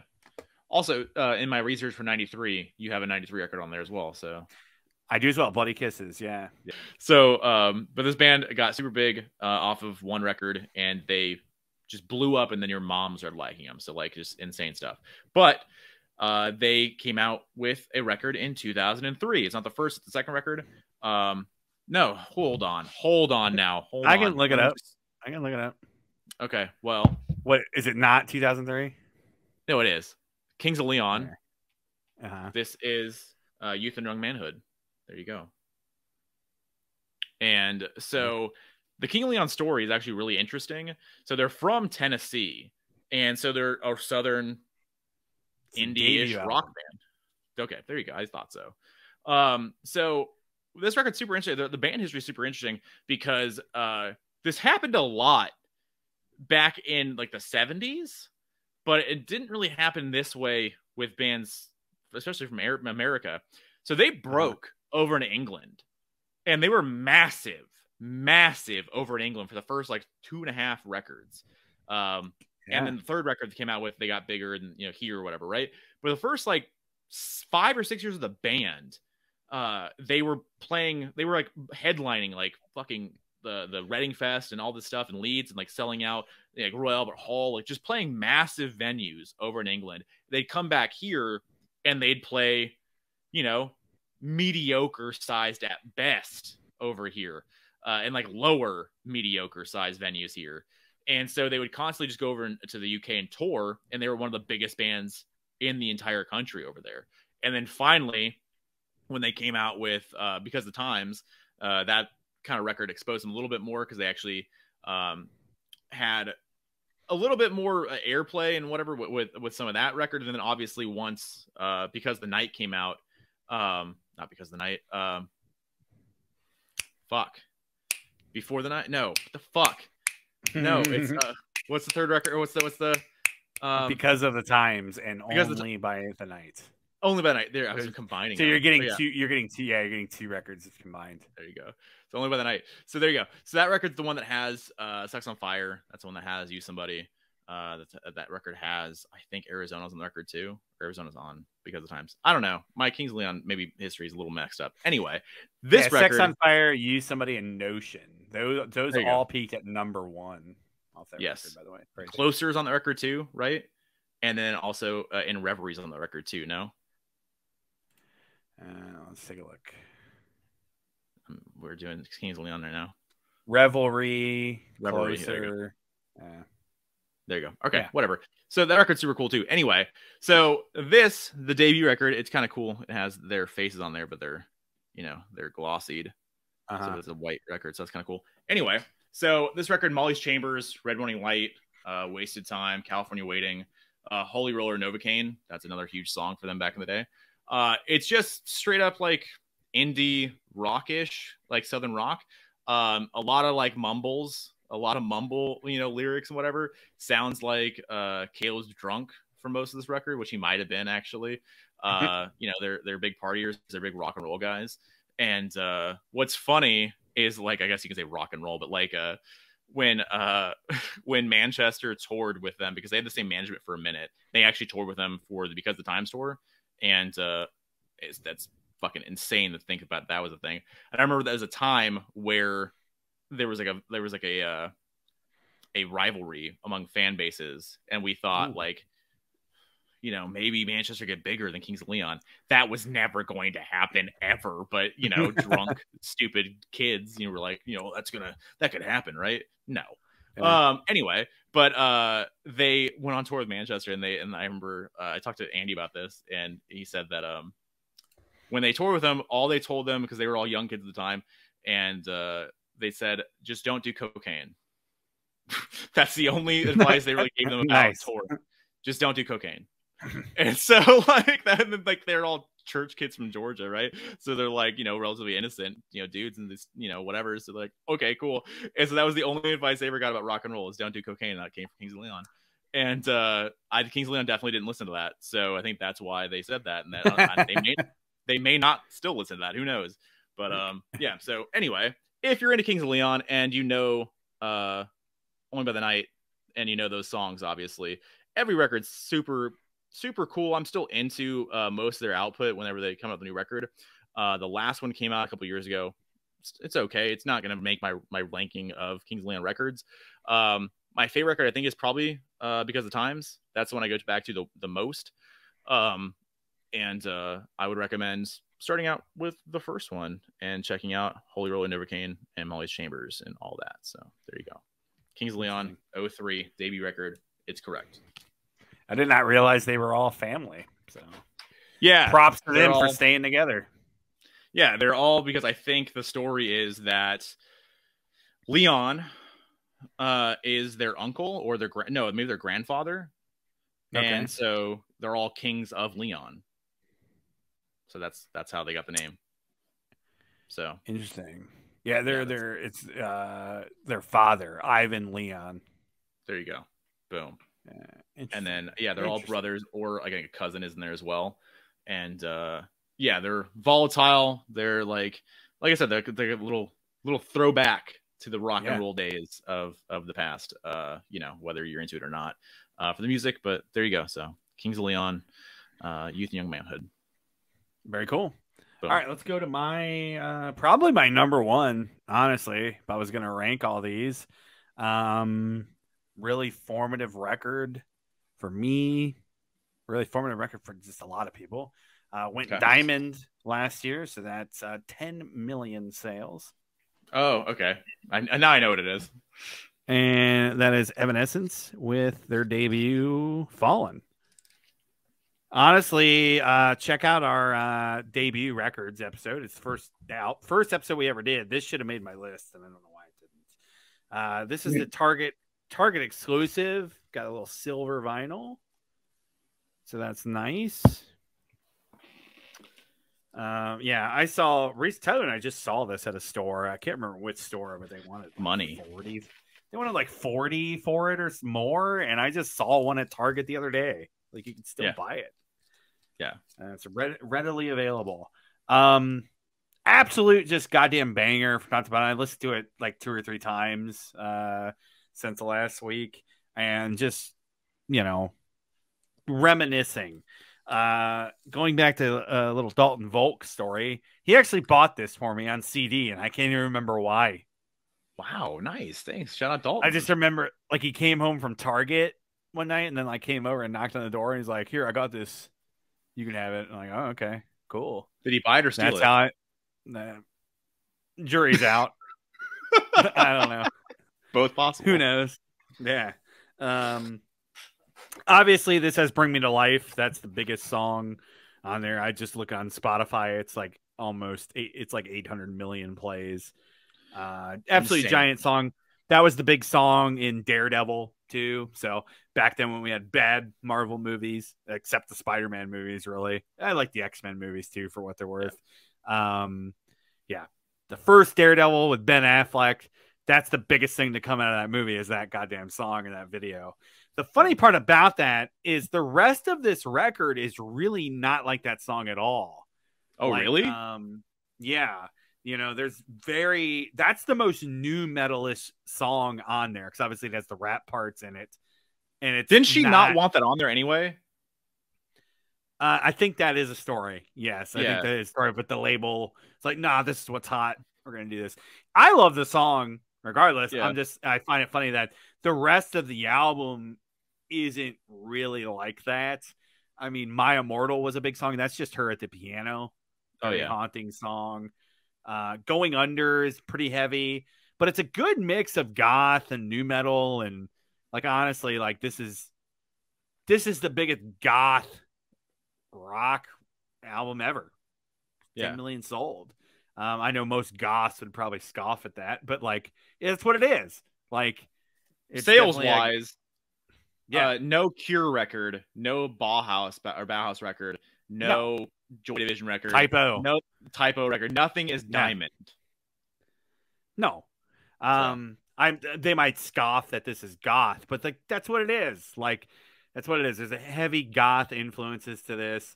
Yeah. Just a fucking killer record. Haunted's a really cool song. Tourniquet's a really heavy song. Everybody's Full, that had a video too that was pretty big.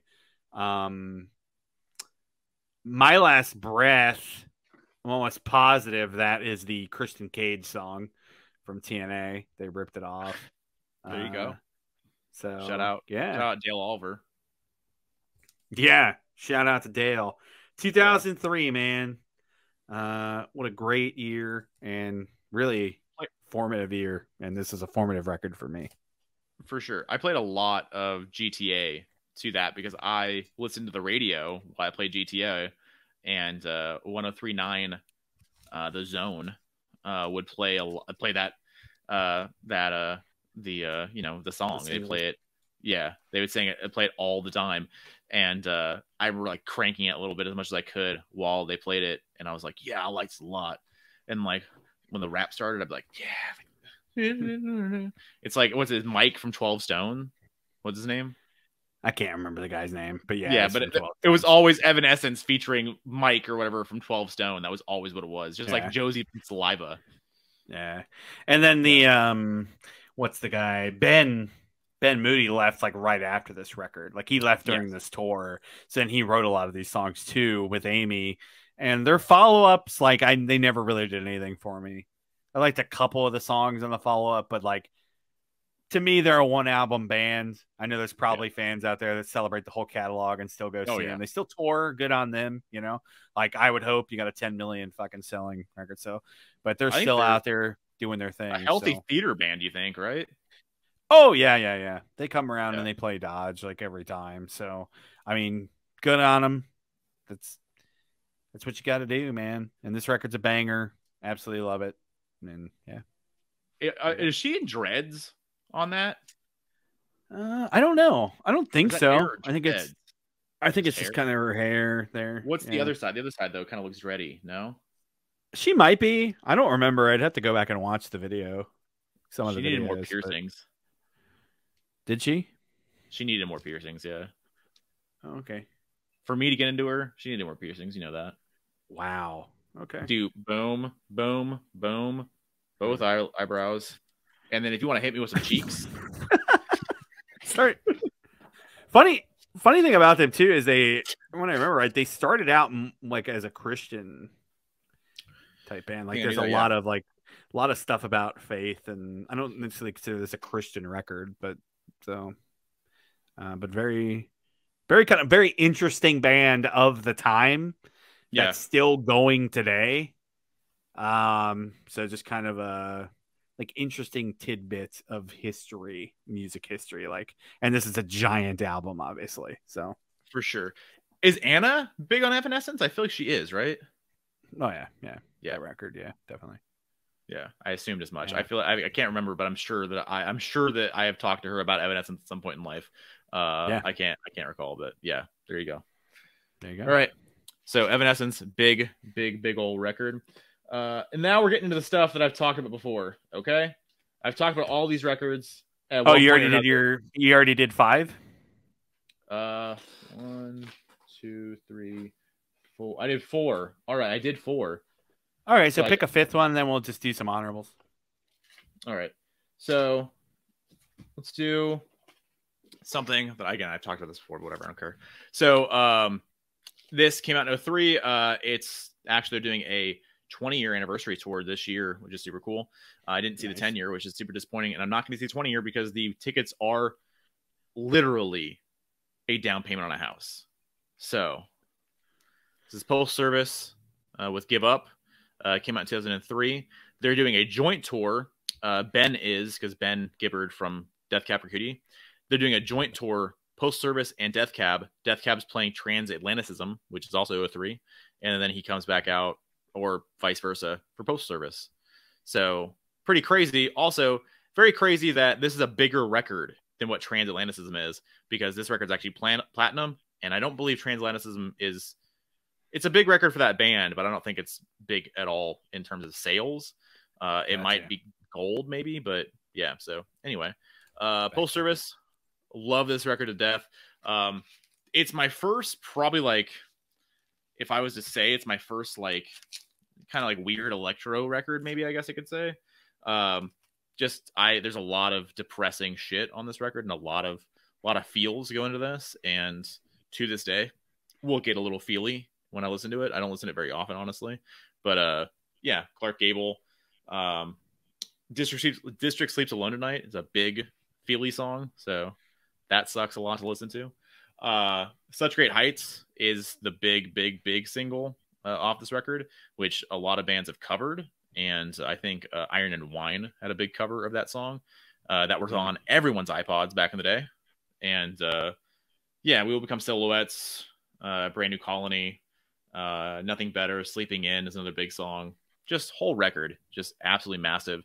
And they're called the Postal Service because Jimmy from Dentel, which is another band, and Ben Gibbard, that's their, and Jenny Young, forget her, Jenny Lewis, also on this record. But Ben and Jimmy traded tracks back and forth through the mail back in 2002 when that was a thing. And so they called their band Postal Service. They released the record. So there they go. And I remember for years on years, everyone would ask Ben about, hey, what's up, Postal Service? Because they put this record out, and then it went away. It was a side project, went away. And then it just kept selling. It's one of Sub Pop's biggest records. And so eventually he got pissed. And I remember, like, for years, people would ask him in interviews every time Death Cab would make a new record, hey, do you have anything more on Postal Service that you might want to do later on? And he would just be like, we're not doing that. I wish people would stop asking about it. It was a one-time project with me and Jimmy. I don't want to go back to it, whatever. And now we're going on 2 anniversary tours, one for 10, one for 20 now. And hopefully for 25, I don't know. And maybe the tickets will be cheaper because now they're literally thousands of dollars to get tickets you want to actually, sit in. So there you go. And this is on Sky Cloud Blue, I think it's called, whatever. It's the Zia Press. Out of like 250 or 300 from a handful of years ago. So there you go. Yeah, they're you were correct. Transatlanticism is gold, certified in 2019. Nice. And, late. That is platinum. As of 2012, platinum.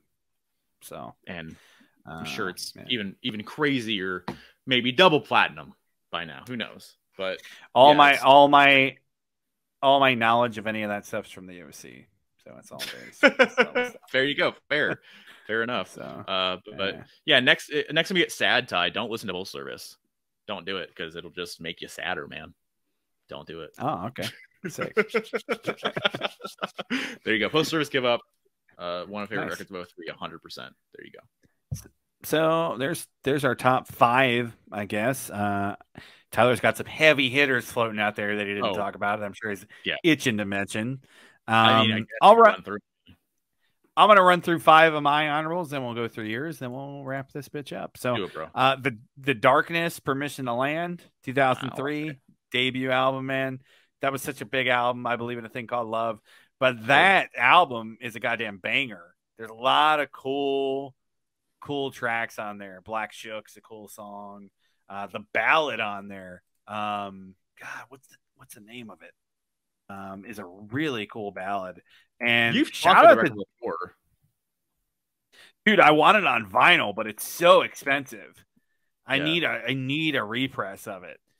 Honestly, it's really the only record I like of that band. Love Is Only a Feeling. That's a really cool song. A lot of cool fucking tracks on there. I honestly think they're a little ahead of their time. I think if they would have came out, like I think they're 1,000 times better than Greta Van Fleet. Like Jet, dude. They're better than Jet too, but that Jet was around the same time. Yeah. But I was watching some old footage from, I think it was Download, that they were on like 04, and they were just goddamn massive. They sounded so good. Shout out to Justin Hawkins too, dude. I watch some of his YouTube stuff sometimes. Seems like such a chill dude. I know he's had some troubles in the past with his demons, and I know the band like broke up and now they're back together and stuff. But shout out to him. Seems like a cool dude. If they ever do the Van Halen tribute, like that's my vote. If like David Lee Roth doesn't want to do it, that's my vote. So Darkness, Permission to Land. Dream Theater had Train of Thought, which is a really cool record. Very, very heavy Dream Theater record. Very dark. Still progressive, but still Dream Theater, but a really cool record. Really formative record here for me, Demi Borger with Death Cult Armageddon. Their biggest record. It's got Prognies of the Great Apocalypse on it. That's their biggest song. But absolutely cool record. I just couldn't put it on there because I re-listened to it and I'm like, it doesn't hold up as much as it did in like 2005 when I discovered it. Yeah. Enslaved, Below the Lights. That could have made the list. Honestly, that record is stellar, top to bottom. It's one of their biggest records. It has one of their biggest songs on it. It's got like 4 million Spotify plays, which is a lot for Enslaved. Havenless. That's a really cool song. And just shout out to that record. And I guess I'll go my last pick here. Strapping Young Lad had their self-titled. That's a really cool record too. So I'll throw that in there. And then fuck it, Meteora. Still a banger. So there you go. Top to bottom. Absolutely. Yep. I know a little bit about most of those bands, but I think if you the Darkness stuff, you mentioned Justin's YouTube stuff. It's always really cool because like he's never like a dick, even in situations he talks about where like he could be a dick about stuff. He's just like, I don't know everything, so like this is what I've dealt with in situations with this, whatever. Because he breaks down a lot of guys like vocals and a lot of guys like live videos and things like that, or like sounds or whatever. There's a lot of that stuff, and he's like seems like a really genuine, nice dude, and he doesn't want to like shit on anybody. He's just like, this is just what I know.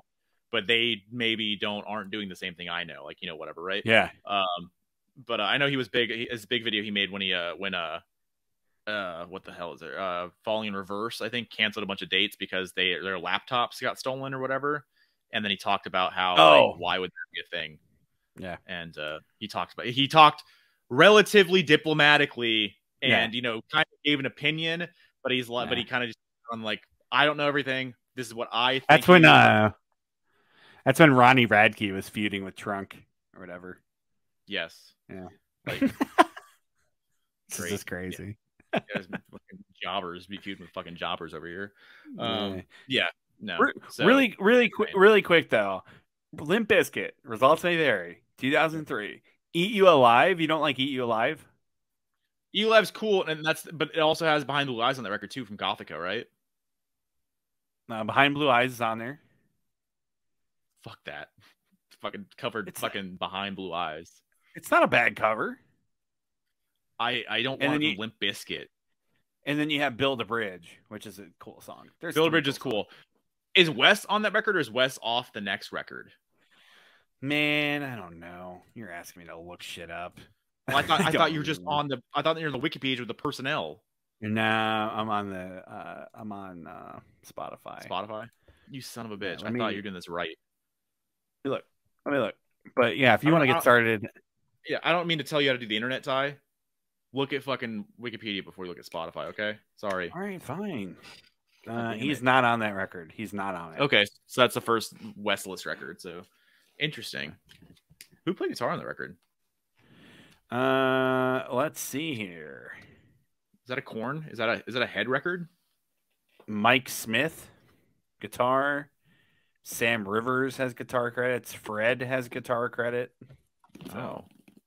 Don't know. All right. Interesting. Guess it was just kind of all hands on deck. Hodgepodge to replace Wes. Yep. Interesting. It's got to be weird when your most talented member leaves. You're all just like, fuck, what do we do now? All right. So I've talked about all these records, so that's why I wanted to like leave them out. But like, yeah, these are the heavy hitters for me. Like these are the ones that I would easily put top 5. But like whatever, I've already fucked them out. So brand new, Deja Entendu. This is the record store day pressing. It's nope. Let's see. Oh yeah, I guess whatever. Fuck. Just trying to do this right. There you go. So it's that cover. Record store day pressing. The tie and I stood in line for way too long for. Then whatever. But love this record to death. One of my favorite records of all time. It's my favorite brand new record, but it's one of my favorites from 03, obviously, and it's the first record that I got into from the band. So basically, I just saw them on Fuse doing a live set or Much Music at the time, and they were doing a lot of songs off this record, and I just got into it. Went backwards eventually on good old LimeWire, downloading everything I could, and then just kept on until the end. So there you go. So brand new Deja Entendu, and I think everybody knows that cares about like emo, pop punk, or whatever from that time. Quiet Things, Sick Transit Gloria, Boy Blocked His Own Shot. What else is on here? Jaws Theme Swimming's on here, I think, as well. I'll play the game Beneath the Spinlight. All the records. So there you go. So Deja Entendu, brand new. This is when I told you the story earlier about doing the trade for the used records, for the used burned CDs. Traded this away. Forgot about that story until right now. Traded the copy that I originally found at the the mall. Burned CDs? Yeah, they're burned CDs. Traded her this CD, this real CD, for the burned CD. It's not really trading CDs. Oh, you gave her a real CD for a burned CD. Yeah, for like several burned CDs. Yeah. Okay.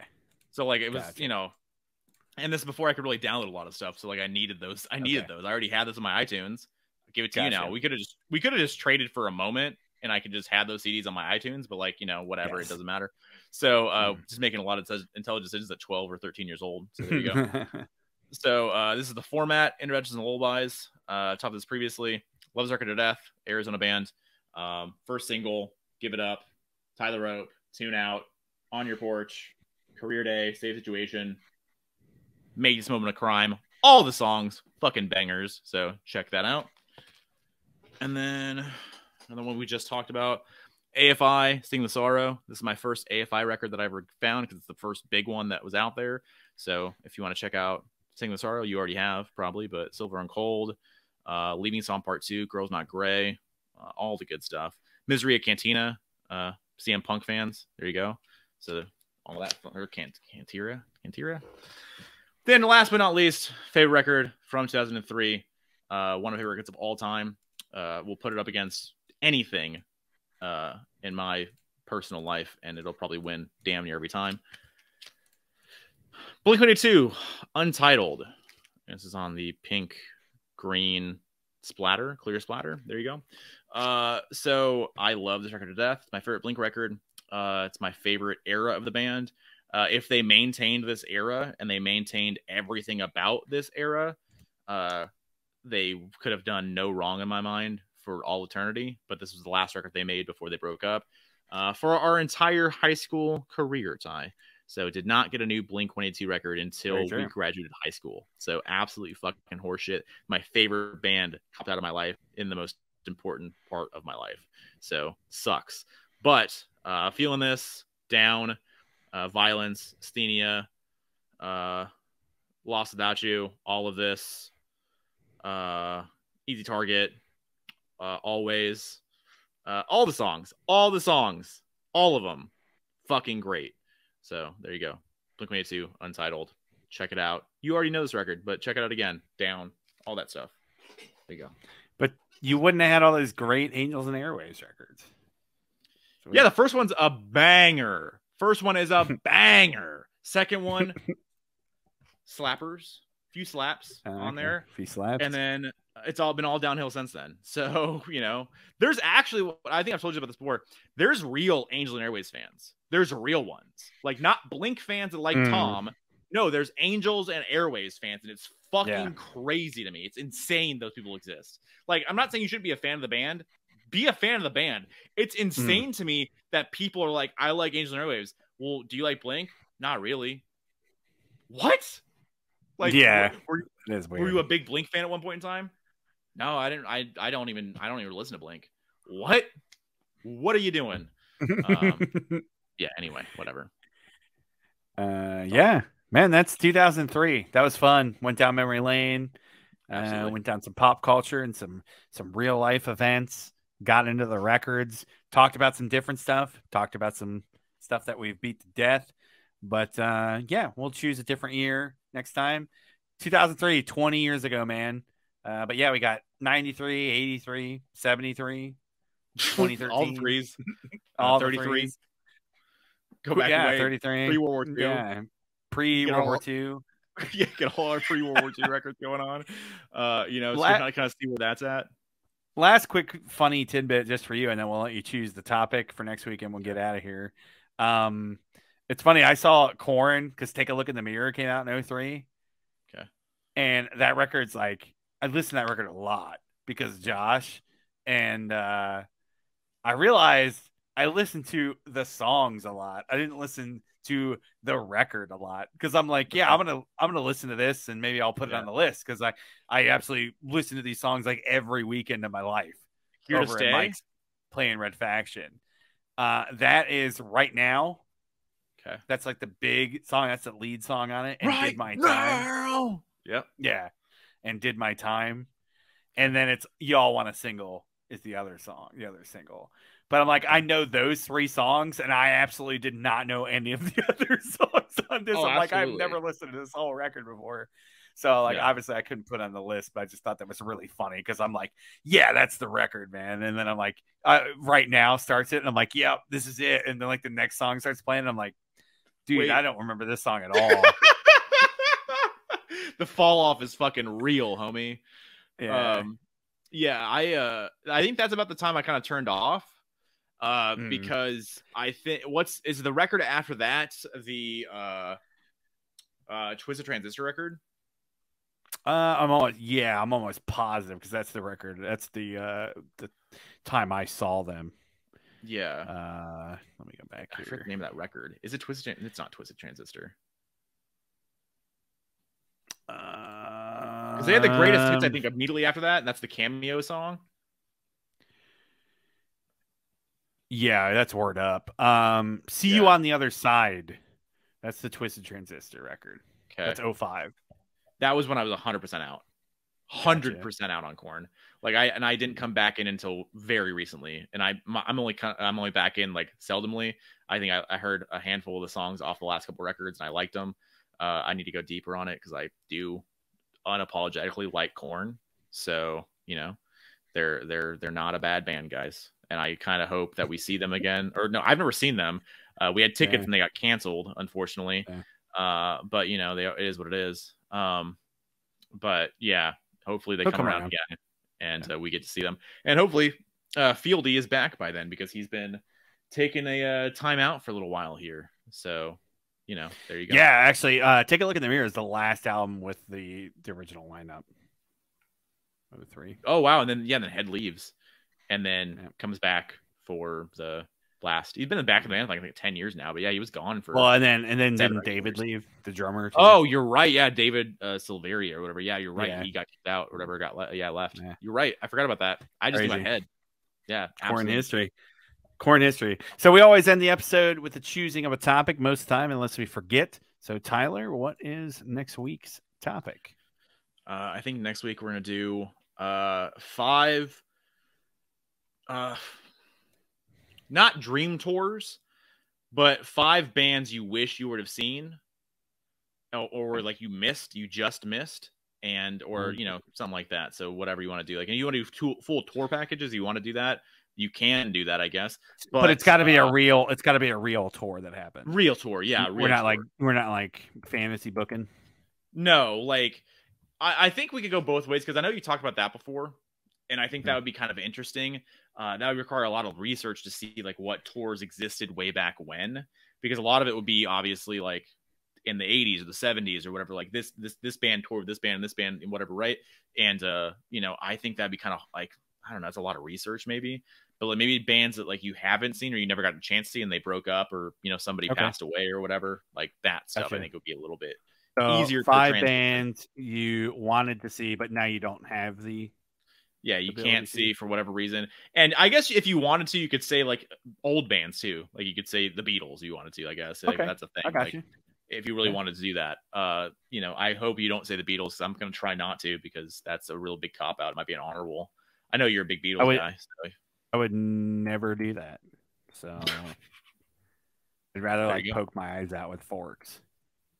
That's not true, Ty. Stop saying things that are not true. You have the chance of the Beatles or poking your eyes out with forks. You're not choosing the fucking forks, asshole. Don't be so hyperbolic, okay? We gotta be very literal on this podcast. We're not exaggerators, okay? I don't know.